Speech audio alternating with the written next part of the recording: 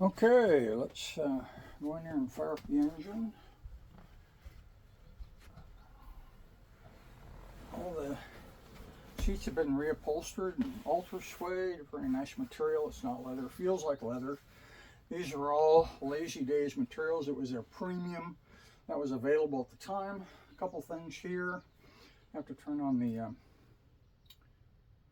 headlights, and then I should get a signal. Maybe not. Fired right up. Anyway, I've got a backup camera, and it says no signal. I don't know why. I'll check that out. There's a little tire minder here. I have it turned off right now. Standard radio. I don't know. I rarely ever turn it on. Has a CB radio. Doesn't work because there's an antenna up on the roof that needs to be replaced. Anyway, so there's the cabin. All the carpeting in here was also replaced, and I replaced it with marine grade, which you can actually keep underwater. It doesn't break down, so everything in here was all replaced with marine grade nylon carpet. I keep all the windows covered when I'm not driving it. See if this will help if I cycle it.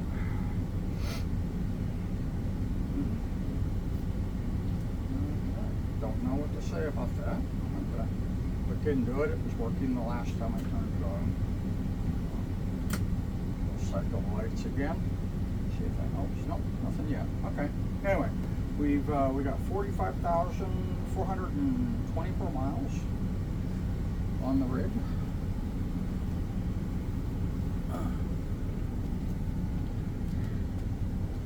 And if you look here, we've got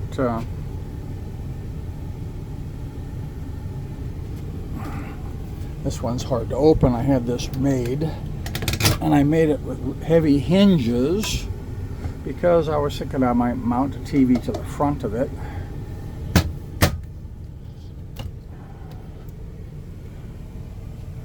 And you see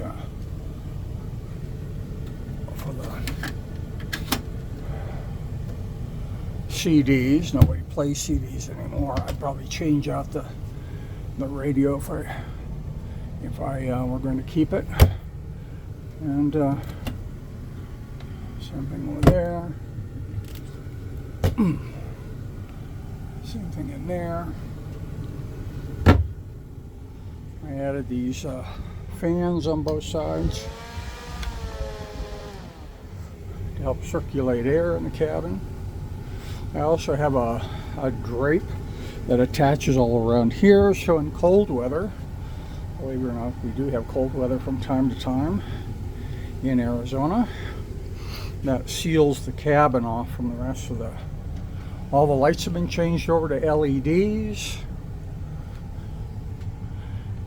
I've got a new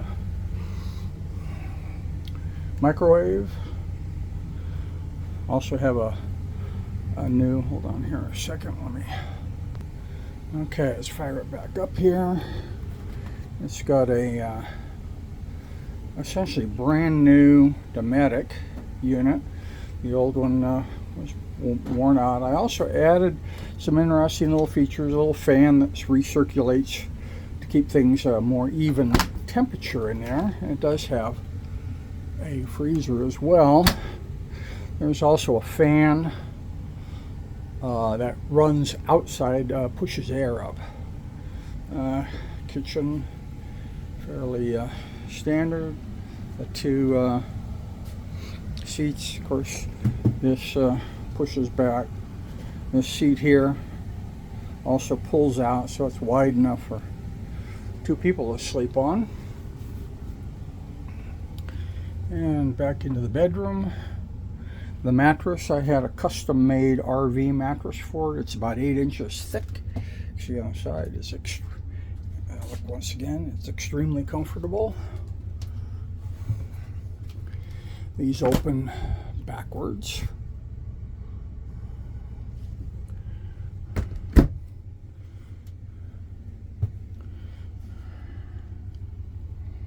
Lots of storage in the 30-footer.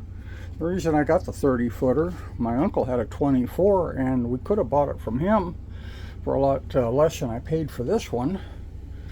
But the damn bathroom was so small, my wife couldn't really manage it.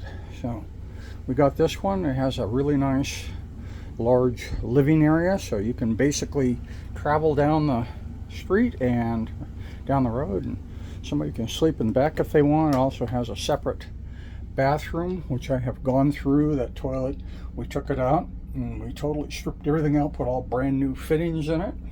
Everything is new linoleum in there. And I took out, this used to be a mirror that went all the way across. I put this in and a little medicine cabinet because I didn't have one in here. They have lots of storage in these places, but not always everything you want. Also put in a little rack for hanging towels, which is sort of nice.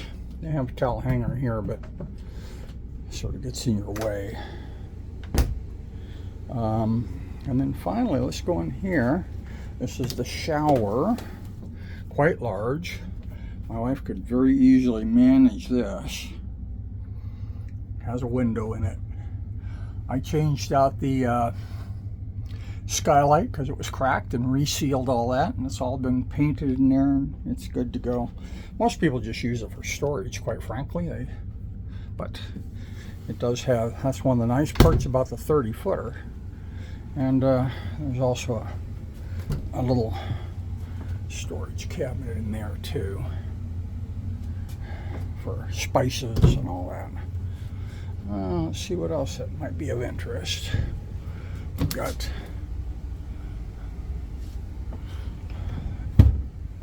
Daze does a really good job with all their storage and cabinets.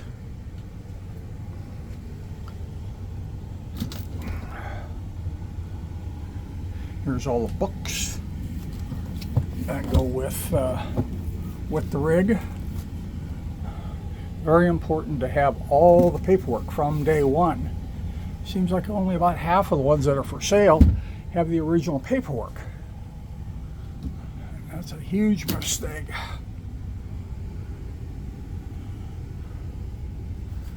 And once again, all these lights have all been changed out to LED. You turn them all on, it's quite bright in here. I should have probably turned them on before I got started. Okay, one more thing. Let's fire up the gen set. Hopefully everything, what's it show? 189 hours, which isn't very much. Let's take a look at the readout display. Good charge on the battery, plenty of gas. I'm about out of fresh water because I was flushing things, gray tank and sewage tank. And a water pump you turn on here and you leave it off unless you need to use it. Same thing with the water heater. Hood light on, off, hood fan. Okay, so let's give this a try. 189 hours isn't very much. Once the green light comes on, let's see if it's going to fire up.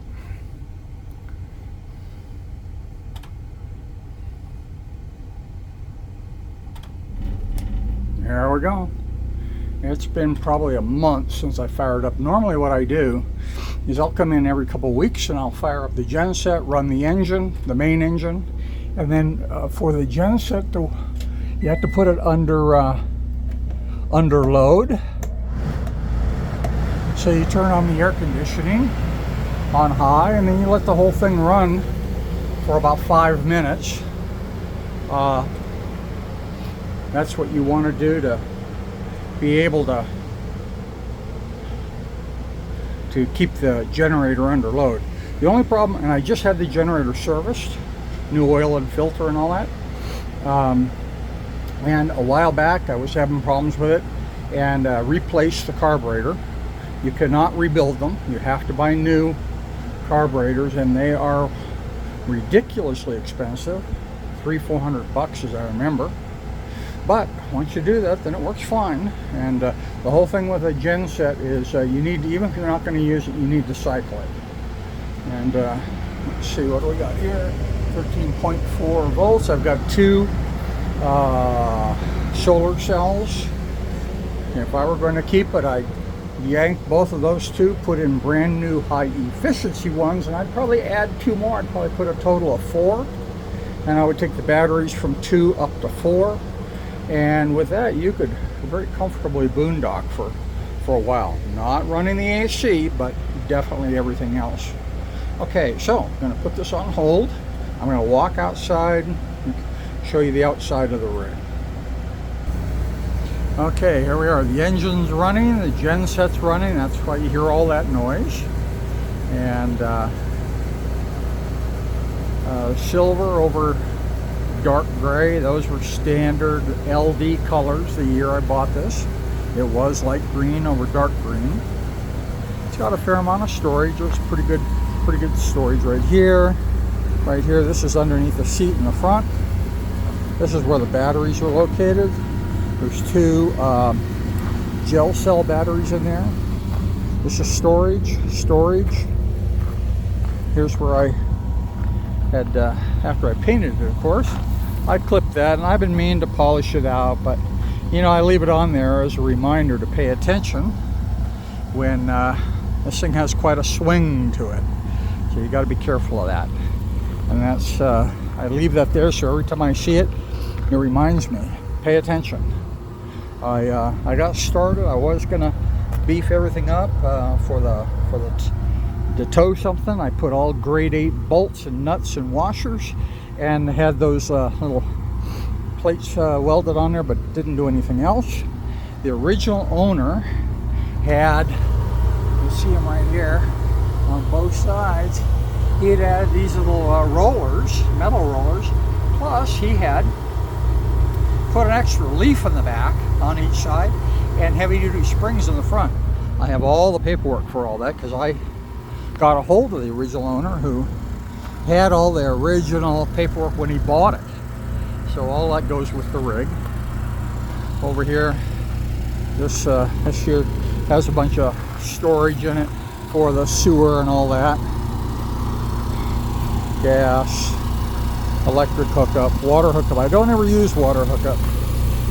I put water in my, and I just replaced that because it was leaking. I didn't know it. When I had the pump on, it was pumping water out.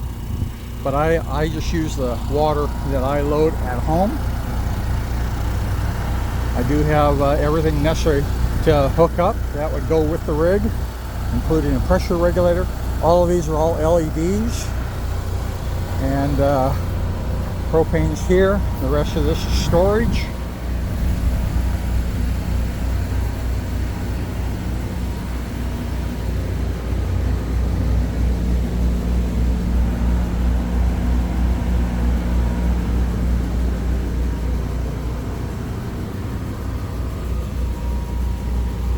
Anyway, there we are. Hopefully that gives you a good idea what this is all about. And we can talk a little bit further. It's a nice rig. LD builds are really quality, and I had one on order and it didn't get built before they closed shop. I was third in line. They built number 1 and number 2 in 2021, and then they closed up shop, so mine never got built. The new ones, of course, had a nice V8 on them, but there we are. It is what it is. So, thanks for watching.